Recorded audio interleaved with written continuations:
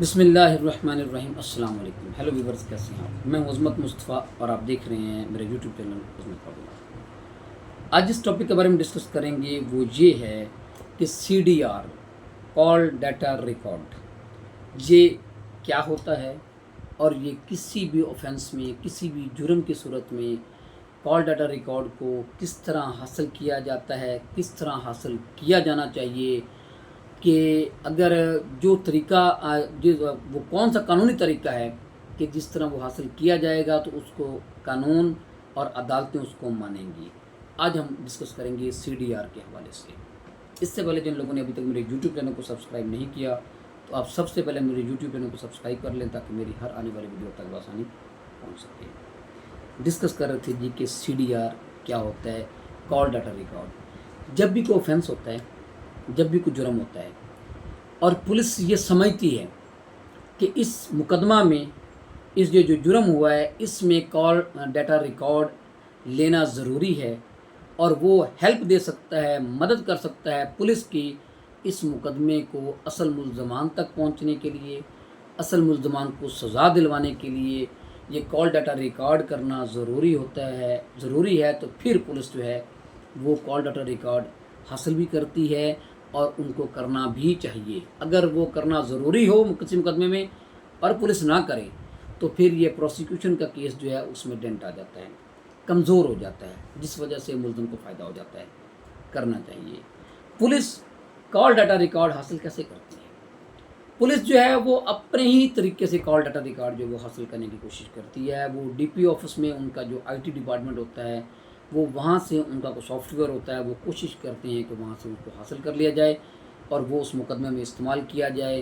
اس سے جو ثبوت ملتا ہے وہ بے شک ثبوت جو ہے وہ پروسیکیوشن کے حق میں ہو یا ملزم کے حق میں ہو، بہرحال وہ وہاں سے وہ ایویڈنس جو ہے وہ کوشش کرتے ہیں کہ اس طرح ہم کال ڈیٹا ریکارڈ جو حاصل کریں اس ملزم کا کہ at the time of occurrence جو ہے یہ کہاں تھا، کیا اس کا کنیکشن ہوتا ہے اس جرم کے ساتھ یا نہیں ہوتا۔ اس کا مقصد یہ ہوتا ہے کال ڈیٹا ریکارڈ کرنے کا۔ اگر کوئی یہ کہے کہ at the time of occurrence جو ہے یہ ملزم کے ساتھ اس بندے کا رابطہ تھا تو وہ جو ان کا جو کانٹیکٹ ہے اس کو ثابت کرنے کے لیے کال ڈیٹا ریکارڈ جو ہے وہ حاصل کیا جاتا ہے۔ اچھا، یہ میں ٹاپک آپ کو 2025 میں جو ہے ایک ہائی کورٹ کا ایک جو کیسلا آیا ہے اس کے بعد سے ڈسکس کر رہا ہوں۔ ہائی کورٹ نے اس میں اس جو فیصلے میں یہ ڈسکس کیا ہے کہ کال ڈیٹا ریکارڈ جو ہے یہ نو ڈاؤٹ کہ یہ جو ہے یہ پیس آف ایویڈنس ہے، یہ شہادت کے طور پہ استعمال ہو سکتا ہے اور اس کی بنیاد پہ ملزم کو سزا بھی ہو سکتی ہے یا ملزم اگر ایویڈنس مکمل نہ ہو تو بری بھی ہو سکتا ہے۔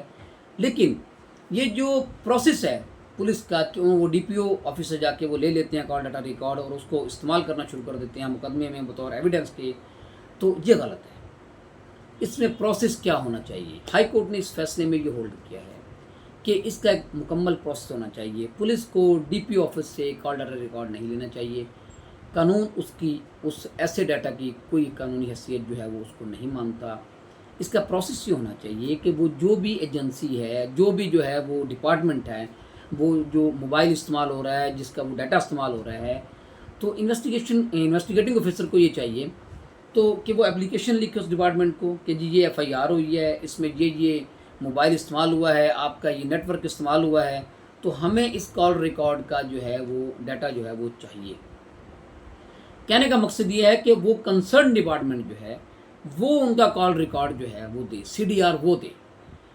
اس ججمنٹ میں یہ کہا گیا ہے کہ وہ جو CDR ہوگی اور صرف یہ دے ہی نہ بلکہ ان کی طرف سے جو آفیسر ہے بہتر یہ ہے کہ اس کی ایویڈنس بھی ہونی چاہیے کہ جی واقعی ہمارا اتھینٹک ہے، ہم نے ایشو کیا ہے۔